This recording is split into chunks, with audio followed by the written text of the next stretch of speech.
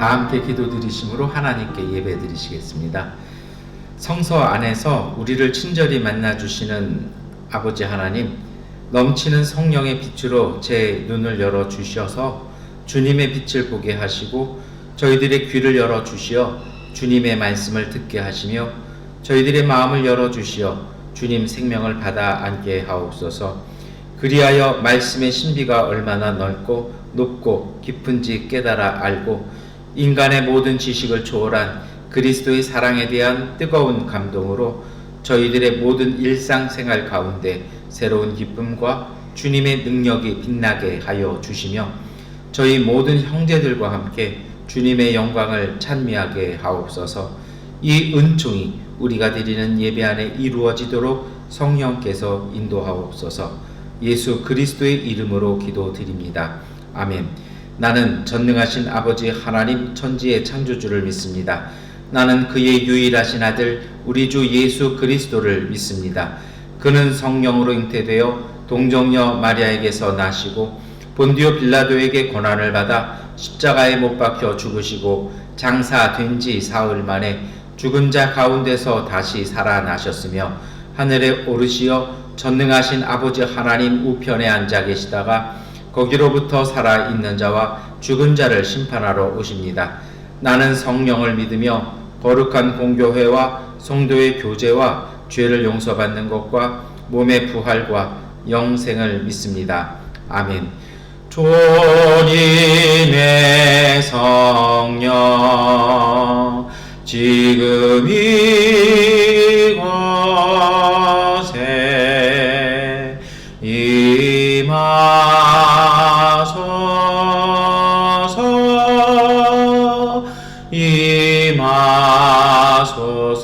임하소서. 주님의 성령 지금 이곳에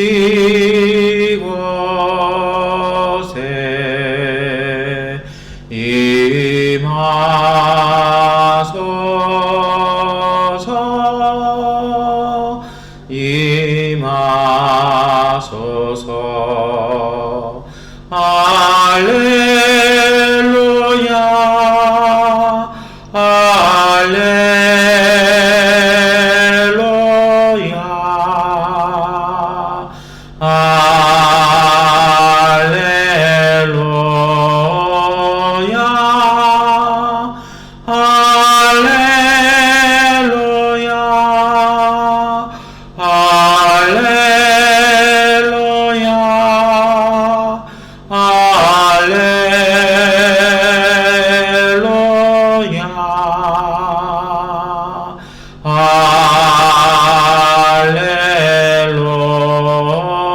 할렐루야 할렐루야 다 함께 하나님께 기도 드리시겠습니다. 전능하신 하나님, 부활 후 첫 주일 예배를 드리는 발걸음에 소망과 믿음을 담았습니다. 예수님의 보혈과 사랑이 우리를 좀먹고 약하게 하던 부끄러움과 허물을 씻어주시고 새롭게 하여 주옵소서.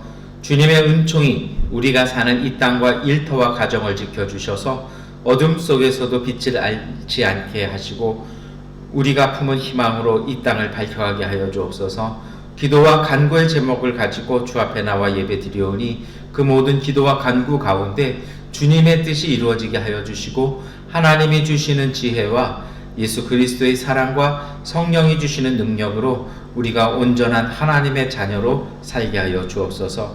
그래서 저희들이 살아가는 이 땅 가운데서 주님의 지혜와 은총으로 모든 길을 만들어가는 믿음으로 살게 하여 주옵소서. 예수 그리스도의 이름으로 기도드립니다. 아멘. 우리 기도를 들어주소서. 간절히 비오니 우리 기도를 들어주소서. 응답해 주소서. 우리 기도를 들어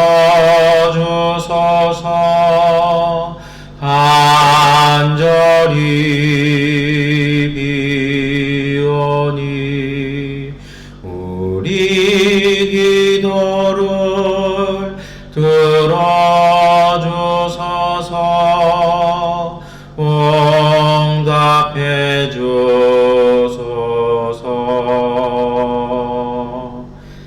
사도행전 4장 32절부터 35절까지의 말씀을 세번역번 성경으로 봉독해 드리겠습니다.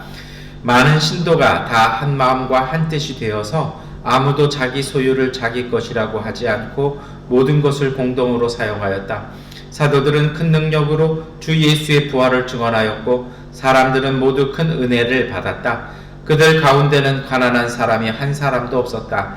땅이나 집을 가진 사람들은 그것을 팔아서 그 판돈을 가져다가 사도들의 발 앞에 놓았고 사도들은 각 사람에게 필요에 따라 나누어 주었다.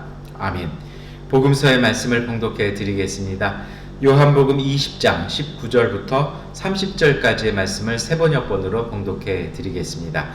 그날 곧 주간의 첫날 저녁에 제자들은 유대 사람들이 무서워서 문을 모두 닫아 걸고 있었다.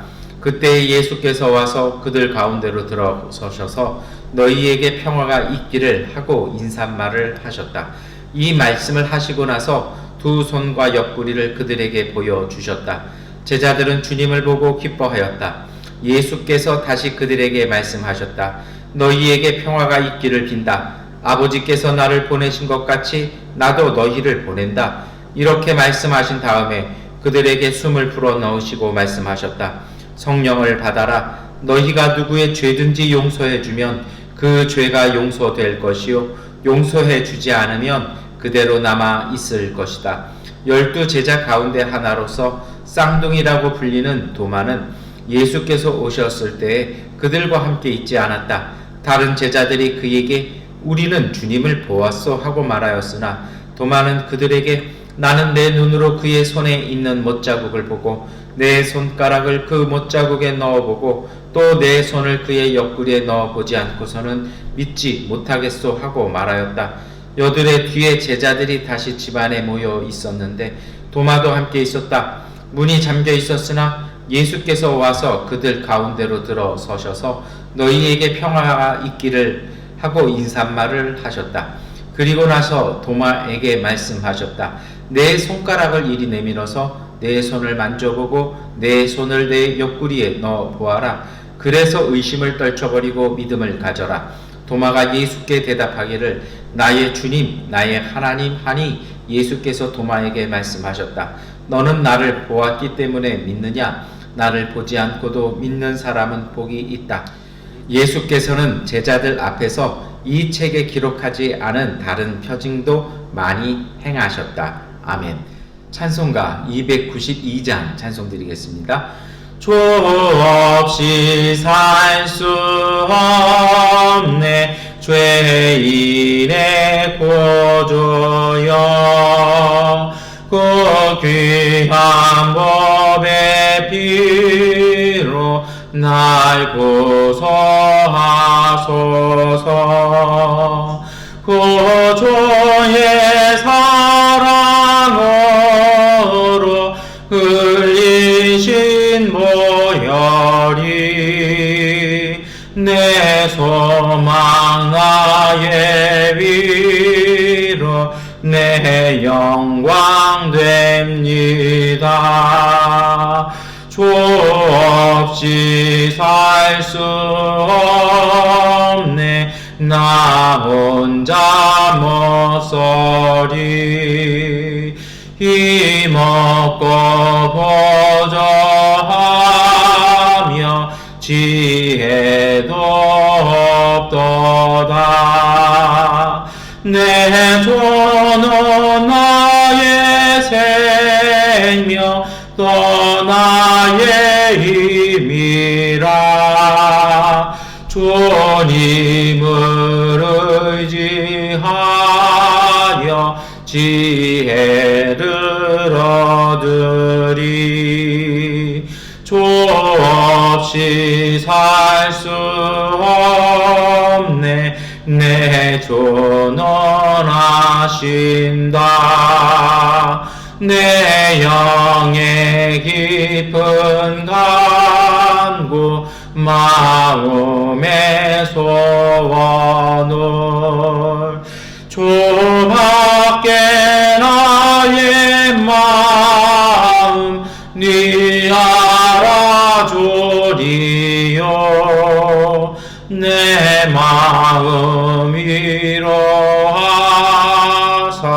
평온케 하시네 주 없이 살 수 없네 세월이 흐르고 이 깊은 고독 속에 내 생명 끝나도 사나운 풍랑일 때 날 지켜주시니 내 곁에 계신 주님 늘 힘이 됩니다. 아멘. 서신서의 말씀을 같은 목소리로 봉독하겠습니다. 요한 1서 1장 1절부터 10절까지의 말씀입니다. 함께 읽겠습니다. 이 글은 생명의 말씀에 관한 것입니다. 이 생명의 말씀은 태초부터 계신 것이요 우리가 들은 것이요 우리가 눈으로 본 것이요 우리가 지켜본 것이요 우리가 손으로 만져본 것입니다. 이 생명이 나타나셨습니다. 우리는 그것을 보았습니다. 그래서 우리는 이 영원한 생명을 여러분에게 증언하고 선포합니다. 이 영원한 생명은 아버지와 함께 계셨는데 우리에게 나타나셨습니다. 우리가 보고 들은 바를 여러분에게도 선포합니다. 우리는 여러분도 우리와 서로 사귐을 가지기를 바라는 것입니다. 우리의 사귐은 아버지와 또 그의 아들 예수 그리스도와 함께하는 사귐입니다. 우리가 이 글을 쓰는 것은 우리 서로의 기쁨이 차고 넘치게 하려는 것입니다. 우리가 그리스도에게서 들어서 여러분에게 전하는 소식은 이것이니 곧 하나님은 빛이시요 하나님 안에는 어둠이 전혀 없다는 것입니다. 우리가 하나님과 사귀고 있다고 말하면서 그대로 어둠 속에서 살아가면 우리는 거짓말을 하는 것이요 진리를 행하지 않는 것입니다. 그러나 하나님께서 빛 가운데 계신 것과 같이 우리가 빛 가운데 살아가면 우리는 서로 사귐을 가지게 되고 하나님의 아들 예수의 피가 우리를 모든 죄에서 깨끗하게 해 주십니다. 우리가 죄가 없다고 말하면 우리는 자기를 속이는 것이요 진리가 우리 속에 없는 것입니다. 우리가 우리 죄를 자백하면 하나님은 신실하시고 의로우신 분이셔서 우리 죄를 용서하시고 모든 불의에서 우리를 깨끗하게 해 주실 것입니다. 우리가 죄를 지은 일이 없다고 말하면 우리는 하나님을 거짓말쟁이로 만드는 것이며 하나님의 말씀이 우리 속에 있지 아니합니다. 아멘. 찬미하겠습니다. 이 말씀 따라 사는 동안 지치지 않게 하시고 이 말씀 따라 사는 동안 주님 나라 임하소서. 이 말씀 따라 사는 동안 지치지 않게 하시고 이 말씀 따라 사는 동안 주님 나라 임하소서.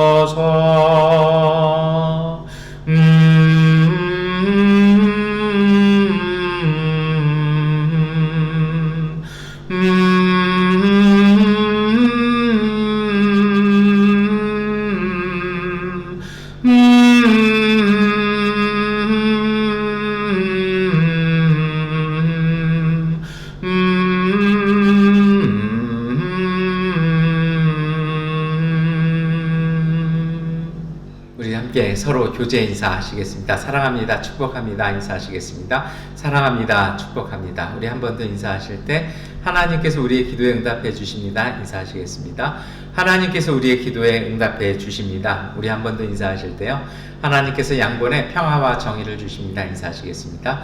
하나님께서 양권의 평화와 정의를 주십니다. 아멘. 네, 우리 부활절 후에 첫 번째 주일을 우리 예배를 함께 드리고 있습니다. 여러분, 우리가 조금 전에 요한일서 1장 1절부터 10절까지의 말씀을 이렇게 함께 읽으셨잖아요.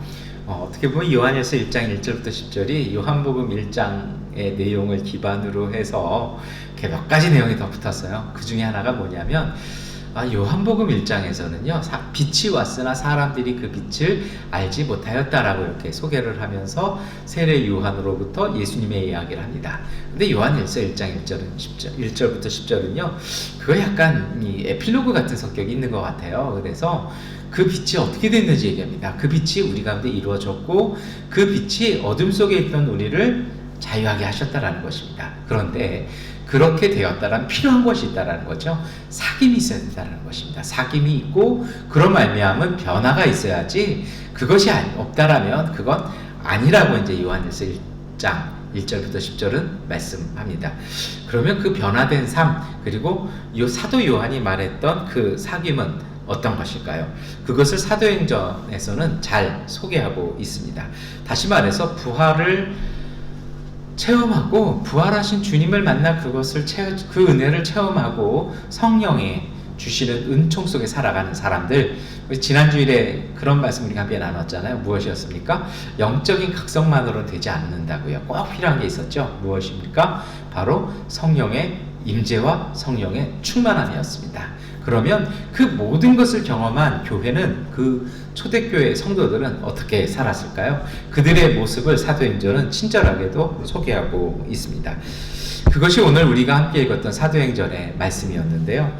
이렇게 보면요, 그렇게 가만히 보면 그것은 단순한 신앙 공동체, 조금 더 객관적으로 얘기하면요, 종교 모임 이상의 성격을 보여주었습니다. 아니요, 사실은 참된 신앙과 참된 종교가 어떤 것인지를 보여주었던 것입니다. 그들은 예수 부활의 증인이었습니다. 그래서 예수 부활의 증인으로서 예수님과의 사귐을 가지고 있었고, 그 사귐 때문에 이웃과의 사귐이 있었던 것입니다. 성령의 임재와 변화된 현실을요, 말이 아니라 삶으로 그들은 살아가고 있었습니다. 단순히 말씀드리자면 사랑의 공동체로서 그들은 살아가고 있었던 것입니다. 성령의 권능을 받았던 사도들이 있었습니다. 그들은 부활하신 주님의 가르침을 전달했습니다. 그리고 교회 가족들이 그 부활하신 주님의 가르침을 지켜 살도록 그들도 함께 살았고 권면했고, 그리고 더불어 모든 어려움들을 이겨내고 살아갔습니다. 이 과정들 속에 정말 필요한 것이 있었습니다. 그것이 무엇이었을까요? 그것은요, 성령께서 듣는 이들의 마음속에 감동을 주셨다는 것입니다.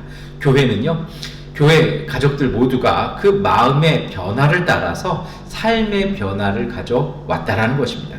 이것이 바로 예수님과의 거룩한 사귐이라는 것입니다. 성전에서의 만남이 있었기 때문에 삶 속에서의 만남, 이웃과의 만남 속에서 변화된, 그들 가운데 새롭게 시작된 현실이 있었다라는 것입니다. 그런데 여러분, 한번 우리가 생각해 봐야 됩니다. 솔직히 우리는 도마처럼 예수님 상체에다 못 넣어봤잖아요. 베드로처럼 못 만나봤잖아요. 어떻게 될까요? 그래서 성경은요, 도마의 이야기를 합니다. 오늘 우리가 읽었던 말씀에도 도마 이야기가 나옵니다. 그 도마에게 주시는 말씀이 있었죠. 어떤 분은 그래요. 이 말씀이 너는 보고서야 믿는구나, 보지 않고 믿는 사람이 더 복되다. 이것을 도마에 대한 책망이라고 이렇게 하시는 분들도 있어요. 근데 저는 그렇게 읽혀지지가 않아요. 이게 문장이라는 게 어감이 있잖아요. 가만히 보면 어떤 거냐면, 예수님께서 도마가 나는 내 눈으로 직접 보고 만져보기 전에는 나는 못 믿겠습니다라고 말했을 때, 에이 믿음 없는 사람아 하면서 화내시거나 불쾌하게 생각하시거나 책망하시는 것이 아니라 친절하게도 도마에게 나타나셔서 만져보게 하시고 넣어보게 하시는 것이죠. 그리고 주시는 말씀이 있었습니다. 보지 않고 믿는 자가 더 복되다. 이것은요, 두 가지를 얘기합니다. 첫 번째로 정말 나는 예수님 만나보지 않고는 믿기 어렵습니다 하는 분들에게 예수님은 와서 만나 주십니다.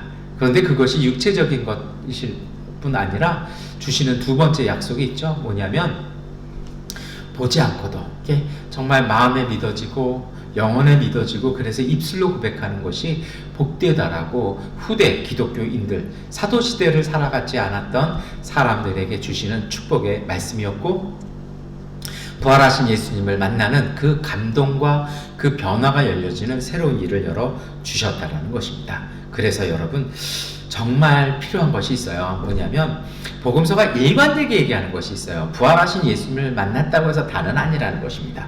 오늘 요한 1서의 1장의 말씀을 읽으셨습니다만, 만남을 넘어선 거룩한 일치된 사귐이 있어야 한다는 것입니다. 이것은 성령이 주도하십니다.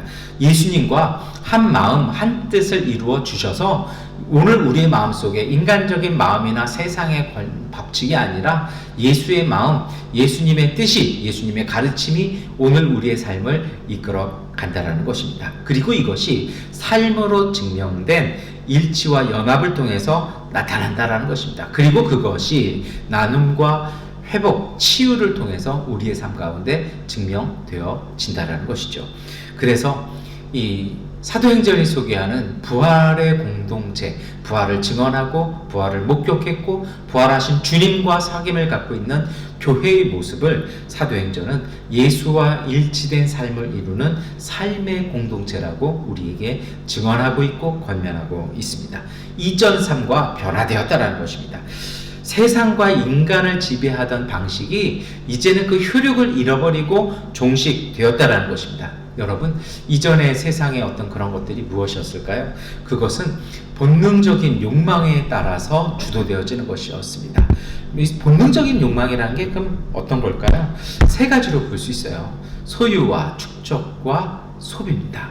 이것에 따라서 삶이 움직여지고 삶의 동력이 생기고 삶이 진행되는 것, 이것이 바로 세상적인 것이고 예수 안에서 사라진 사도 바울이 말하는 육적인 것이라는 것입니다.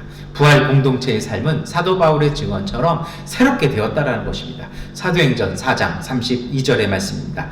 많은 신도가 다 한 마음과 한 뜻이 되어서 아무도 자기 소유를 자기 것이라 하지 않고 모든 것을 공동으로 사용하였다. 다시 말해서요, 한 마음과 한 뜻으로 뭉쳐진 삶이었다라는 것입니다. 그리고 이것을 사도행전 4장 33절은요, 사도들은 큰 능력으로 주 예수의 부활을 증언하였고 사람들은 모두 큰 은혜를 받았다라고 증언합니다. 다시 말해서요, 정말 사도들이 전하는 주 예수의 부활의 증언의 소식을 들은 사람들, 그래서 성령께서 마음에 감동을 주시고 그 감동함이 삶을 바꾼 사람들은 모두 다 나와서 자기 것을 주장하고 자기 소유를 주장하지 아니하고 서로 함께 나누면서 복된 삶을 살았다는 것입니다. 이것이 바로 헌신과 나눔의 삶입니다. 그런데요, 여기서 잠깐 생각해 보실 것이 있습니다. 제가 이렇게 가만히 봤더니요, 이런 걸 아주 극렬하게 주장하는 분들이 있어요. 그러면서 이제 여기에 대한 반론들도 있어요. 그럼 신앙은 집단 생활을 강요하는 것입니까? 왜요? 잘못된 신앙, 이단이나 사이비 가보잖아요. 그럼 다 어떻게 얘기해요? 이 말씀을 근거로 해서 우리가 다 한 마음 한 가족이니까 개인의 것이 있어서는 안 됩니다. 다 자기 소유를 가져와서 사도들을 발 앞에 누웠던 것처럼 제단 앞에서 두고 우리가 그것을 함께 해야 합니다 하면서 온갖 못된 짓을 많이 하는 것을 우리가 보았습니다. 그래서 그런지 이 말씀이 한국교회에서 자취를 감춘 것 같기도 합니다. 그런데 여러분, 정확하게 구분해야 합니다. 사도행전의 이 초대교회의 모습은요, 개인의 삶을 존중하면서 서로가 서로의 필요를 채워주는 것이었습니다. 공산주의 아니라는 거예요. 모두 것이니까 마음대로 해야 되고 분배해야 되고, 공산주의하고 기독교 복음하고 다르잖아요. 이단 사이비가 말하는 거하고 이건 틀려요. 자신들의 집단의 욕심을 채우기 위해서요, 개인을 말살하는 그런 것을 얘기하는 것이 아닙니다. 하나님께서 창조하신 자연세계를 보세요. 모두가 다 조화롭잖아요. 다 질서 있고 서로가 서로를 돕잖아요. 그런데 어떻습니까? 모두가 다 존중받습니다. 각자의 자리 속에서, 각자의 영역에서 각자의 삶을 살아가면서 서로가 서로를 돕는, 서로가 서로를 채워주는, 서로가 서로를 의지해주고 서로가 서로를 보완해주는 역할을 하지 않습니까? 이건 다른 것입니다. 그래서 잘 봐야 합니다. 그런데요, 초대교회는 왜 이런 삶을 사는 것으로 부활의 증인들을 소개하는 것일까요? 왜 사도행전은요? 왜 이것을 부활 이후의 신앙 공동체의 모습으로 그렇게 소개할까요? 그것이 바로 복음서가 전하는 말씀일 것입니다. 먼저요, 볼 것이 있습니다. 부활 앞에 서 있는 제자들의 모습입니다. 그들은 어땠을까요? 부활하신 예수님께서 오시기 전, 그리고 오순절 성령이 오시기 전 제자들의 모습이었습니다. 그들은 불안함과 두려움의 지배를 받았습니다. 아니요, 불안함과 두려움이 그들을 지배했습니다. 그것뿐 아니라 왜곡된 정의와 공권력의 폭력이 그들을 다스렸습니다. 그래서 눈치 보고 스스로 문을 걸어 잠그고 스스로 숨어야 했습니다. 무기력한 사람들의 절망감이 자기 자신의 삶을 포기하고 숨었던 것입니다.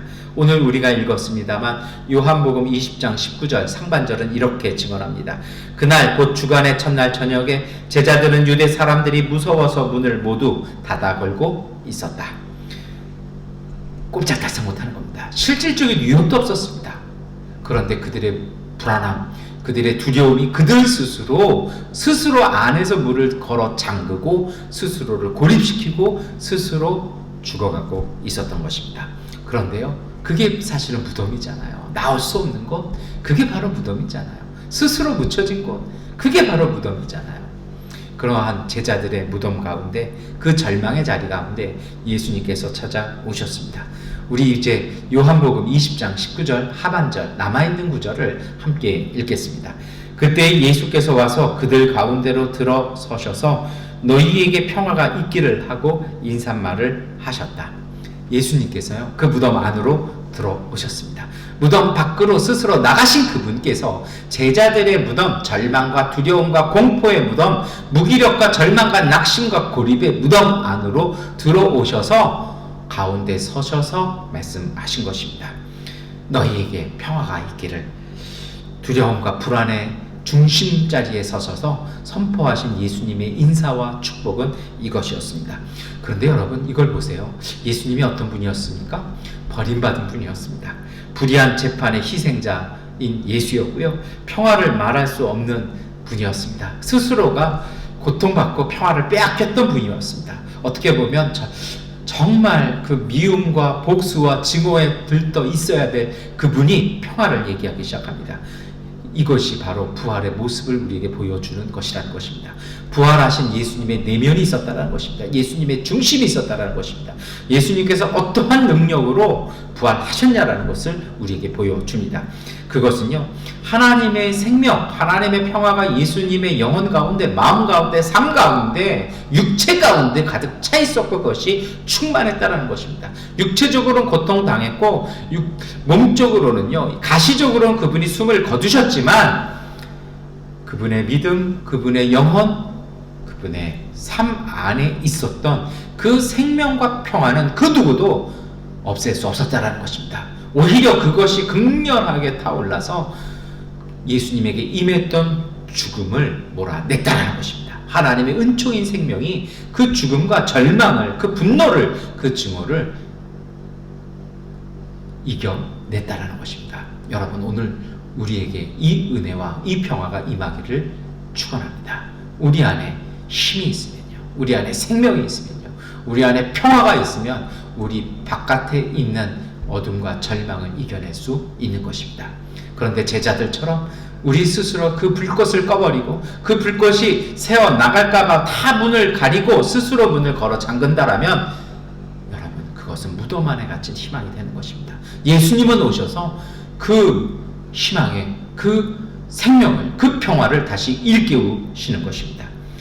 그런데 여기서 또 한 가지 보셔야 할 것이 있습니다. 예수님께서 평화를 전한 사람들은 어떤 사람들이었을까요? 그들은 정말 이 평화, 그 희망, 그 생명을 소유한 사람들이었을까요? 그 평화에 걸맞는 사람이었습니까? 그렇지 않았습니다. 예수님을 버린 배신자들이었습니다. 두려움과 좌절로 고통받는 사람들이었습니다. 예수를 버린 것뿐 아니라 자기들에게도 위해가 닿을까봐 스스로 도망가버리고 숨어버린 사람들이었다는 것입니다. 그것뿐 아니죠. 스승을 버렸다라는 치욕을 안고 살아가야 되는 사람들이었습니다. 가슴에 삶에 주홍글씨를 달고 살아야 하는 사람들이었습니다. 그래서 그들은 나가서 사느니 안에서 우리끼리 있겠다라고 문을 걸어 잠근 것이었습니다. 그런 사람들에게 예수님께서 평화를 말씀하셨습니다. 부활을 말씀하신 거죠. 무덤 밖에 나가는 게 부활이잖아요. 이 제자들의 부활을 예수님께서는 선언하시는 것입니다. 이 부활이라는 게 그래요. 이 예수님의 평화는요, 평화를 입 밖에 낼 수 없는 사람들에게 주어진 선물이었습니다. 오늘 우리도 그렇습니다. 무슨 공로가 있습니까? 무슨 우리에게 당당한 자격이 있습니까? 우린 차마 내놓을 자격이 없죠.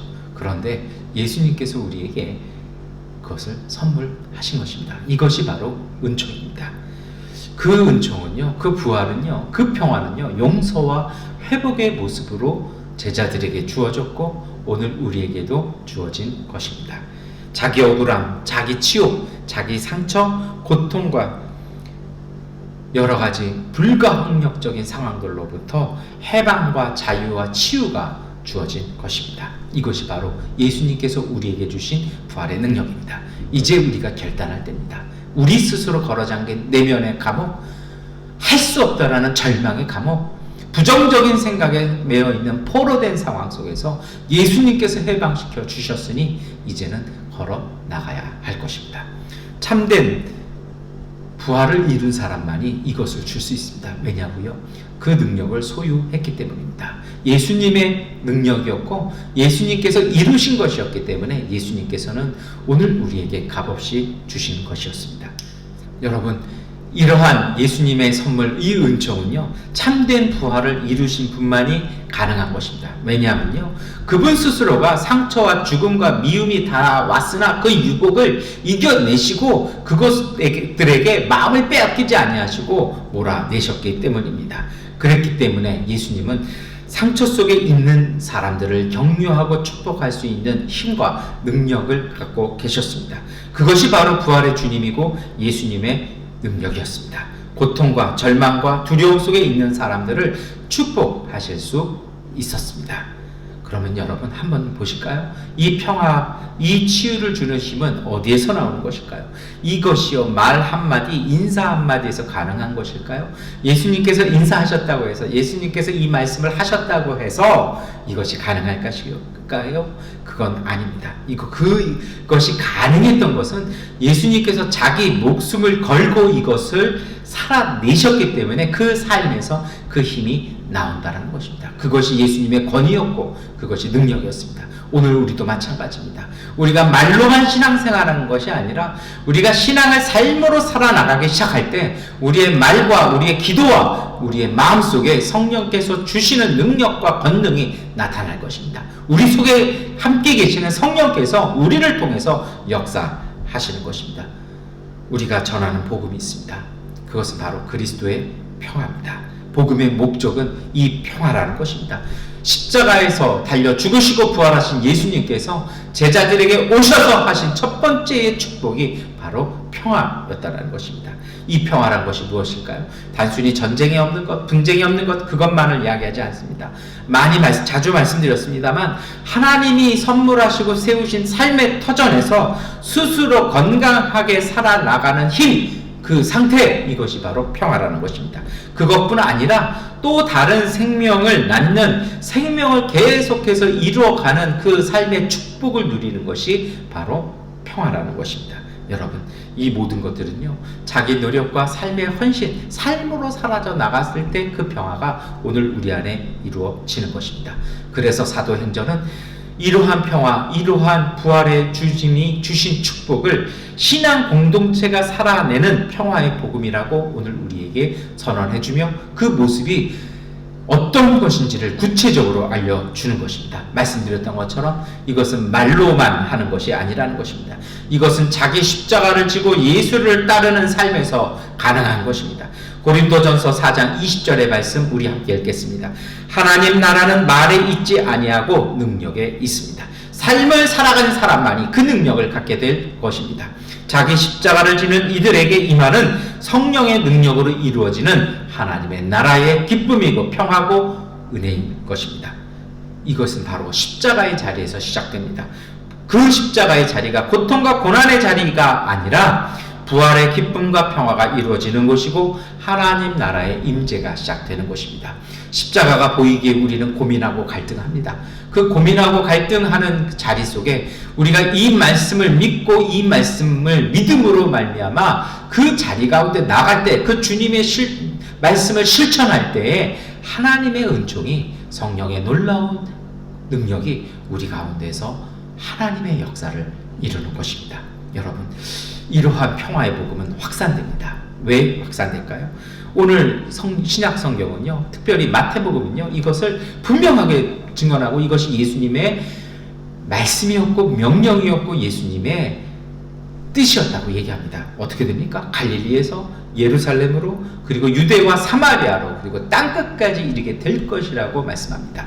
예수님의 복음, 예수님의 거룩함은요, 더러운 것이 닿으면 부정해지는 그런 한시적인 것이 아니라 예수님의 거룩함과 예수님의 복음과 예수님의 생명과 예수님의 평화는 부정한 것을 거룩한 것으로, 시끄러운 것을 조용한 것으로, 눈물을 기쁨으로 만들어내가는 끊임없는 생명력 있는 생명의 복음, 그것이 바로 영생의 복음인 것입니다. 자기 헌신의 사랑이 고통당하는 이들에게 확산되는 것입니다. 그래서 눈물이 있는 곳, 아픔이 있는 곳, 죽음이 있는 곳, 질병이 있는 곳마다 복음이 전해지는 것입니다.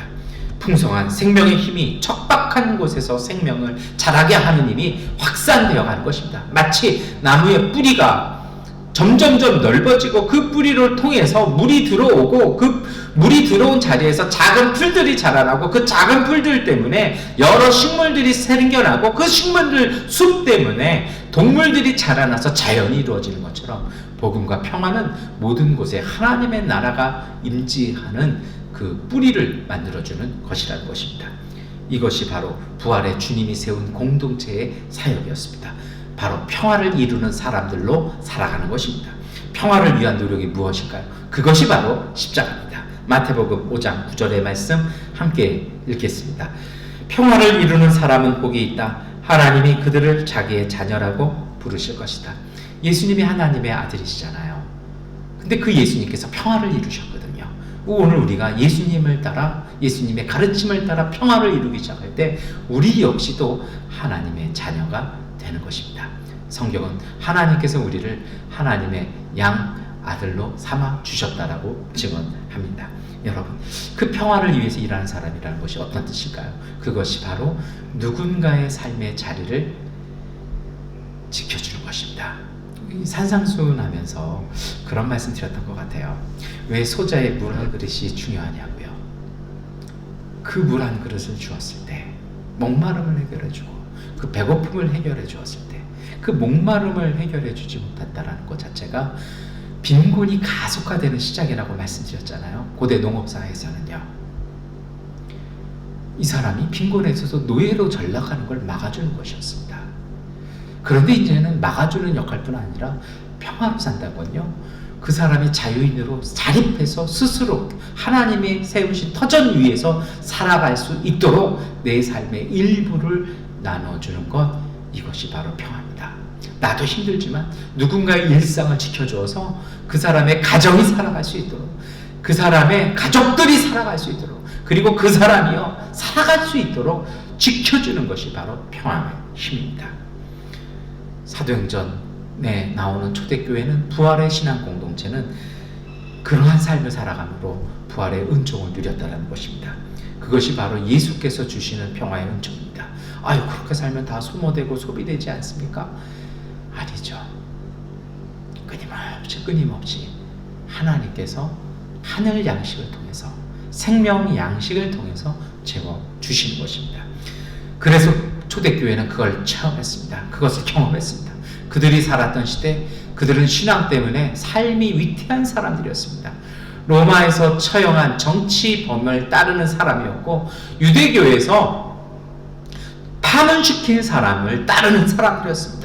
유대인으로서 살아갈 수도 없었고요, 로마 제국 안에서도 살아갈 수 없었던 사람들입니다. 그래서 그들은요, 필요한 게 많았고요, 궁금한 게 많았고요, 어려움이 많았습니다. 그 어려움을 세상 사람들로 도움받는 것이 아니라 그 신앙의 가족들이, 믿음의 가족들이, 하나님의 가족들이 서로를 돕고 도우면서 그들은 삶을 살아가기 시작했습니다. 그리고 200여 년이 지난 후에 그들은 로마 제국을 바꿔놨습니다. 이것이 바로 복음의 힘인 것입니다. 그 복음의 힘이 오늘 우리가 살아가는 이 땅 위에 임하기를 축원합니다. 여러분, 그들은 왜 삶을 나누고 살았을까요? 결론적으로 말씀드리면요, 그거 나눔과 이 섬김이 정말 삶을 살아가는 최고의 능력이라는 것입니다. 가난과 불평등을 극복하는 유일한 길이라는 것입니다. 구약 성경에도 말씀이 있어요. 세계 곳곳에 역사 순간순간마다 가난한 자들은 항상 너희와 함께 있을 것이라는 것입니다. 이것을 종속시키는 방법은 딱 한 가지입니다. 그리스도의 복음을 따라 서로가 나누고 섬길 때 이 가난은, 빈곤은, 불평등은, 슬픔은 종식되는 길이라는 것입니다. 나눔과 섬김을 통해서 평화가 오늘 우리 가운데 임하신다는 것입니다. 이 평화를 위해서 살아가는 삶, 이것이 하나님의 자녀들의 삶이고 하나님의 능력을 체험하고 사는 삶입니다. 누군가 다른 이를 돕고 지켜줌으로 하나님께서 오늘 우리도 돕고 지켜주시는 것입니다. 이것이 바로 주기도문의 정신입니다. 세상의 길과는 다른 길이고 다른 삶이었죠. 로마서 7장 6절의 말씀 함께 읽겠습니다. 그러나 지금은 우리를 올감했던 것에 대해서 죽어서 율법에서 풀려났습니다. 그래서 우리는 문자에 얽매인 낡은 정신으로 하나님을 섬기지 않고 성령이 주시는 새 정신으로 하나님을 섬깁니다. 예수님께서 부활하심을 통해서 세상의 법칙들, 세상의 권력들이 깨어졌다는 것입니다. 그것이 더 이상 오늘 우리에게는 유효하지 않다는 것입니다. 여러분 다 아시는 것처럼요, 군인이 뭔가 잘못하면 군법에 적용을 받습니다.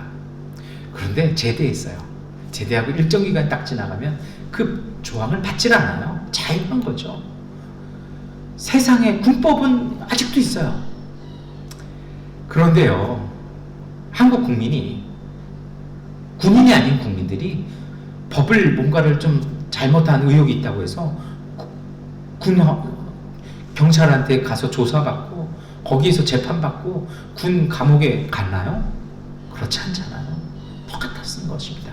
세상의 권력은 아직도 있습니다. 세상의 법칙도 아직도 있습니다. 그러나 예수 그리스도를 주님이라고 고백할 때 우리의 소속이 바뀌어진 것입니다.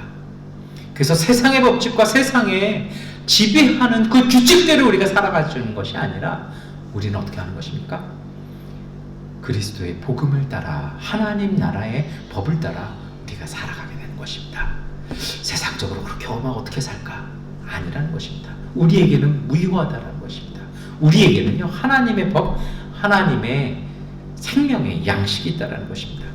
문자에 얽매인 낡은 정신이 아니라 성령이 주시는 새로운 정신, 새로운 마음, 새로운 영을 따라 살아가는 것을 통해 우리는 이 땅 가운데 평화를 이루며 살아갈 수 있다라고 성경은 우리에게 말씀하십니다. 이제 설교를 마무리하겠습니다. 부활의 주님은 우리가 갇혀있는 무덤의 한가운데로 걸어오셨습니다. 그것은 오늘 우리에게 자유함을 주려고 오셨습니다. 우리 가까이에 있는 두려움, 죄책감, 연약함, 부끄러움, 고통, 불안, 무능력에서 주님이 주시는 평화로 극복해 가기를 위한 은총을 주신 것입니다. 가끔 안타까울 때 있어요. 정말 믿음으로 한 발자국만 더 내딛으면 되는데 그 한 발자국을 내딛지 못해서 돌아서는 분들 많이 봤습니다. 그 목전 앞에서, 그 출발선 앞에서 뒤돌아가는 사람들 많이 봤습니다. 저도 끊임없이 기도합니다. 순간순간마다 주님 믿음으로 발걸음을 내딛게 하여 주옵소서. 걱정하고 불안하다 믿지 못해서 돌아가 버리고 하나님이 주시는 그 축복들이 있는데, 예비되어진 멸류관이 있는데 그것을 받지 못하는 것, 그렇게 되지 말게 해 주옵소서. 정말 열심히 기도합니다. 저에게 감동 주었던 얘기가 있었어요. 초대교회 때 순교자들의 그 기록인데요. 그 로마에서 조금 떨어진 곳에 이렇게 얼음물이 있었대요. 겨울이었던 것 같습니다. 12명을 잡아다가 그 얼음물 속에 탁 넣어놓으면 어떻게 됩니까? 몸이 착 되면서 혈관이 축소되면서 심장은 또 그 피를 보내려고 막 하다 보면 나중에 심장이 팍 터져서 사망하게 되거든요. 이 고문이죠. 굉장한 고문입니다. 이 12명을 탁 놓고서 로마 군인들이 지금이라도 나와라, 지금이라도 나와라. 안 나가는 거죠. 그런데 그 중에 한 명이 도무지 못 견디겠으니까 나왔다라는 겁니다. 이 로마 분들이 박수를 치면서 웃고 환영을 하는데 그 중에 군인 한 명이 가만히 하늘을 보니까 저 위에서 12개의 면류관이 내려오다가 한 천사가 돌아가 버리더라는 것입니다. 그걸 보니 군인이 내가 대신 예수 믿겠다 하고 들어가서 나머지 11명과 함께 순교했다라는 기록이 있습니다. 저는 이상하게 그게 자꾸 마음에 담아요. 마음에 닿아요.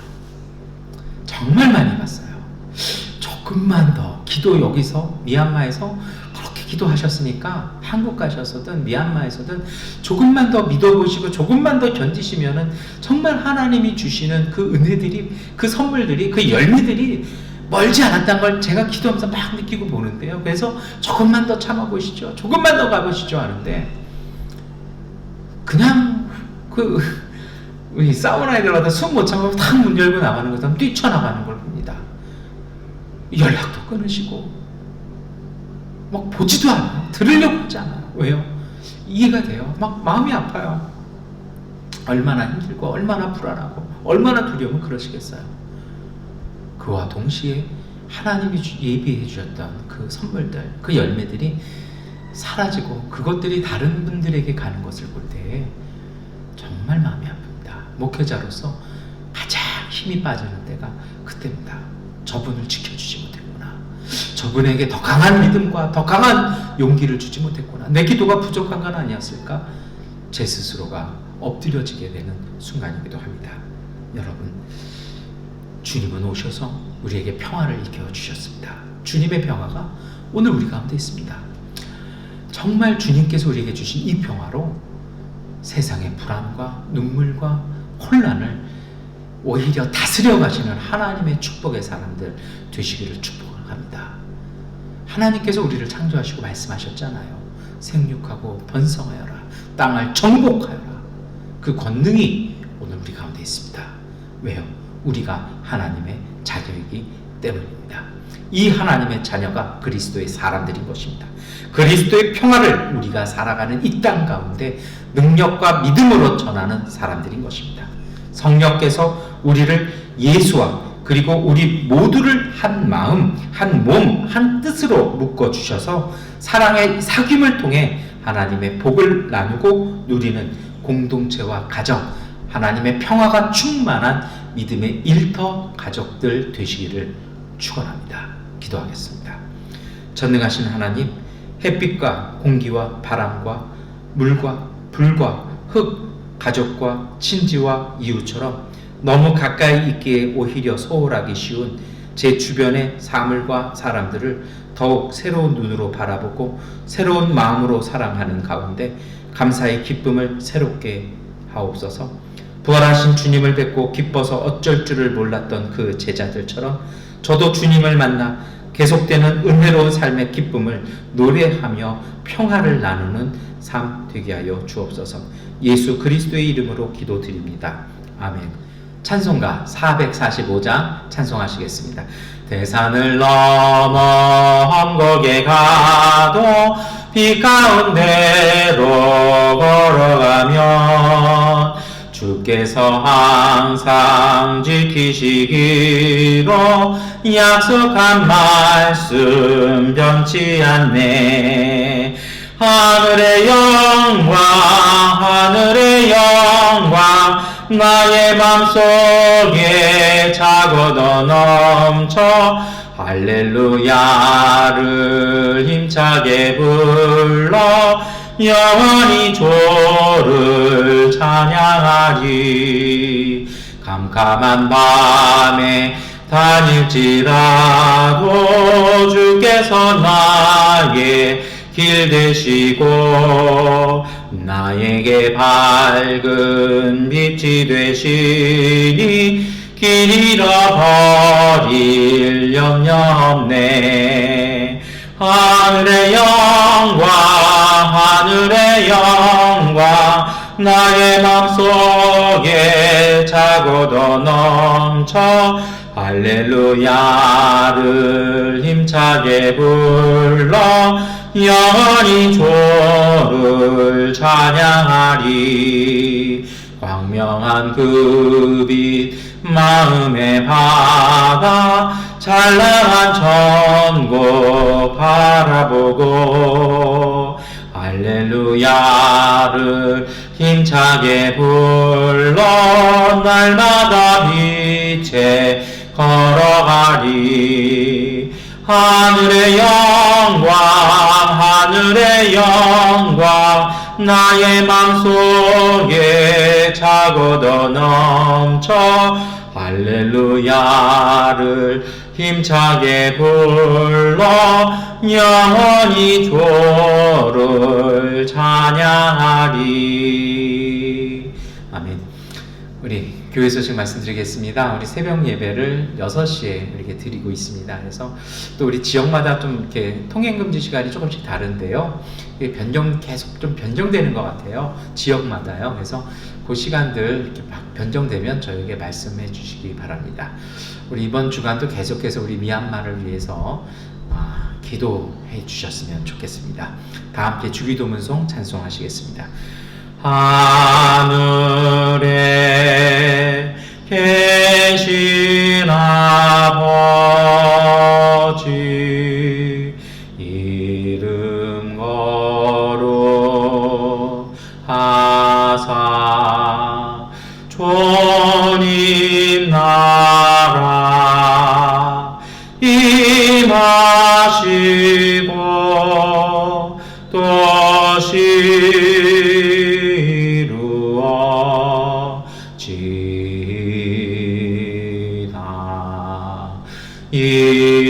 일용할 양식 주시고 우리 돌의 큰 죄 다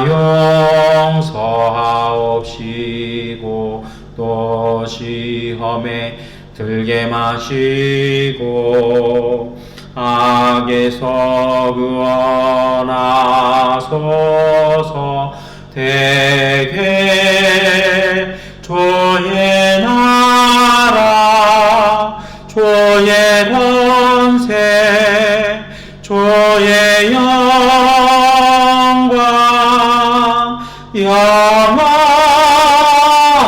영원히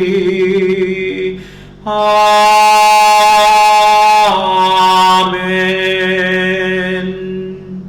지금은 우리 주 예수 그리스도의 은혜와 아버지 하나님의 극진하신 사랑하심과 보혜사 성령님의 위로와 인도하심이 부활의 구주 예수 그리스도께서 은총으로 베푸신 평화와 치유의 은총으로 섬김과 나눔의 삶을 살아 이 땅 가운데 하나님의 나라를 이루는 삶을 살기를 결단하는 미얀마 한인연합교회 가족들 가운데 넘치도록 함께 하시기를 간절히 축원하옵나이다. 아멘. 주님의 평화가 우리와 함께 우리 이웃들 가운데 하나님께서 함께 하십니다. 이것으로 주일 예배를 마치겠습니다.